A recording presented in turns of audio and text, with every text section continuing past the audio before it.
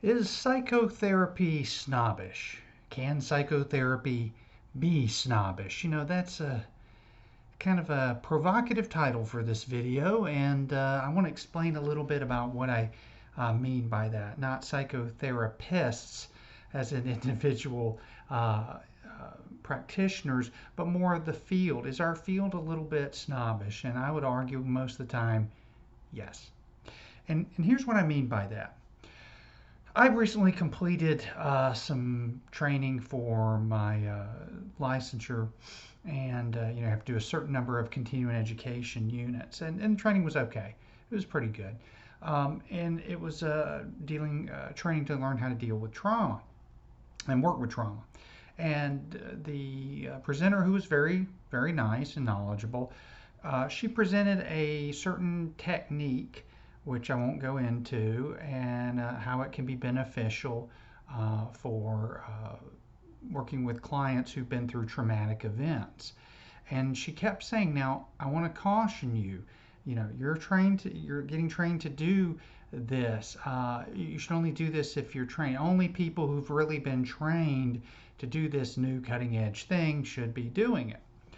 Well, what's really funny is about 10 years ago, I learned the technique she's talking about from a hypnotist, somebody who was not a psychotherapist, who was not a counselor, not a social worker, not a psychologist, psychiatrist, somebody who just took some training in basic hypnotism and had a practice where he worked with people who, uh, you know, uh, want to lose weight, stop smoking. And when he'd get people in for who would sometimes have these traumatic things, he would use this technique. And it worked well for him. The reason that kind of jumped out at me is her insistence that only psychotherapists should be doing this kind of work and this technique. And I understand where that comes from. We have a whole idea of scope of practice, something that we all talk about.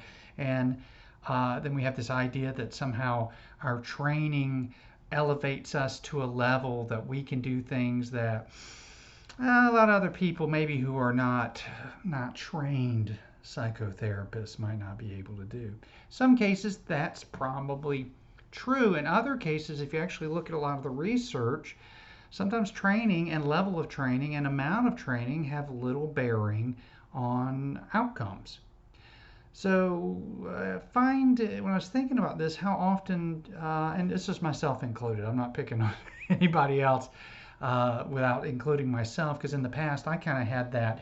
I'm a trained clinician, and I have a doctoral degree, and I've done this and that, and it can be kind of snobbish because I think we in our field forget sometimes that people are helped by all kinds of things that are not framed in the uh, frame of psychotherapy.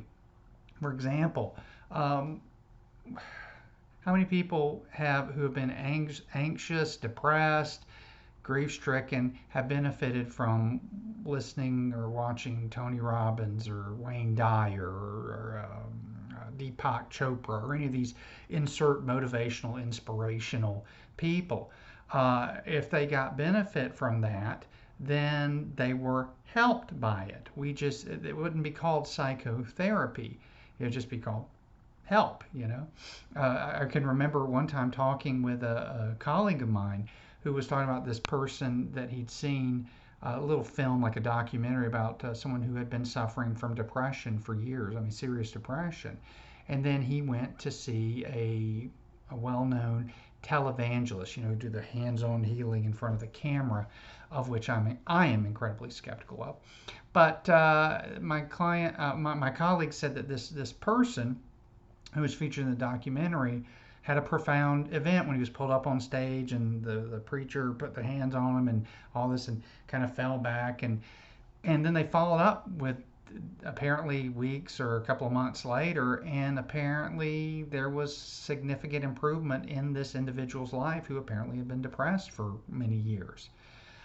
So my colleagues get a little angry about that. It's like, we have good therapists here. Why isn't someone coming to see a therapist? And I can share and understand that sentiment.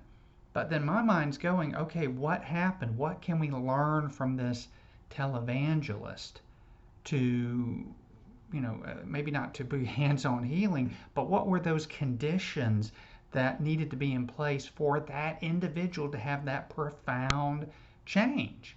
And we can, be snobbish and say, well, we deal with our talk therapy, and here's theory X from technique Y.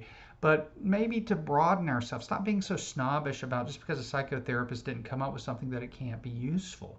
I can't tell you how many times I've learned from reading business journals about creating systemic change in organizations, things that help me in the therapy room. I had a colleague who went and studied sales, salesmanship, sales marketing, those kind of things, because he found that it helped him negotiate with a lot of his clients on their problems, particularly when he was working with battered women who are unwilling to leave their abusers. And he found that if he couldn't sell them on a better alternative, confronting them did very little. Usually made them quit coming. Pleading and begging did very little. But just utilizing a sales. How could we? Okay, so what is it that you want? Okay, now if we were to do this, would that meet the needs? Whatever he learned in that. Well, that's not psychotherapy, but it's been used in psychotherapy apparently. But now, if we're so snobbish and we're not going to look at, other things from other people who aren't trained clinicians or have a bunch of letters behind their name, there may be some useful information that we're missing. If you really look at a lot of the jumps that we've had in our field, a lot of times it's from interdisciplinary interaction. If you go back to like the 1950s with Gregory Bateson and his team, he had some psychiatrists on the team, but he also had he was an anthropologist. Jay Haley was an expert in communication, library science. I'm trying to think of it, my mind's blocking. But there's some other people who didn't come from a strict mental health perspective, and they were able to utilize and take what was given and come up with something that totally transformed the way therapy is done in many ways. The same kind of thing if we never looked at neurobiology, a lot of the year of the brain and the trauma treatments, if we just kind of ignored those things.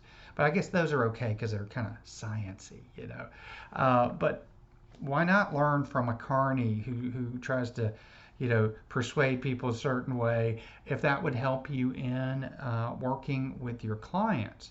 So in a long-winded way, what I'm trying to say is, are we getting so far away from actually why we're trying to help people and getting lost into what some outside authority has approved as good psychotherapy? Let's go back 30 years. How often did you really see yoga and mindfulness into the practice of therapy? Very rarely, maybe on the West Coast a little bit, and in good old California, right? Now it's a common thing. It's encouraged, and there's a lot of trainings with high price tags to learn these things. So if we'd taken just a total snobbish thing, well, yoga's not psychotherapy, because psychotherapy is this other thing, we wouldn't have a lot of that good information that we need and can use to make our profession better. I remember I did a presentation about 2 or 3 years ago, and I made the comment, a colleague of mine had introduced some things that found that people who had gone to psychics and psychotherapists found that it was about equal, a lot of the outcomes in this kind of preliminary study. And one lady says, well, that's because psychics tell them what they want to hear. And then I thought, it's like, okay, so if the psychic told them what they wanted to hear and they got better, they no longer had that grief, anxiety, depression, then why aren't we telling them what they need to hear? It's a deeper question. I think it's kind of hard to put into a strict regimented way of being with a client. But it's like, if that's what's working, why aren't we figuring out those mechanisms, those conditions to create change, instead of really reinventing the wheel every few years with a new type of theory, a new type of technique that's probably already been done before, but it's been renamed and you put a lot of psychobabble behind it. And next thing you know, you have trainings that are $3,000 or $4,000 a level, which will, it takes you about $10,000 to get certified to do something that was being done 30, 40 years ago. Boy, Paul sounds really cynical. It's because I am, but in a good way, because I think we grow the field by sometimes looking outside the field and bringing it into the field and seeing how this works. So, what am I throwing out there? Let's not be a bunch of snobs. Let's say, yes, we have a gold mine, because we do. Psychotherapy is a gold mine for helping people transform their lives. But we can get better. We can learn from other sources, other places, other creative individuals.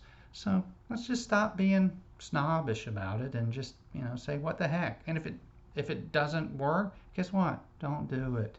Let's grow. Let's evolve. Let's see where it takes us. Thanks for watching.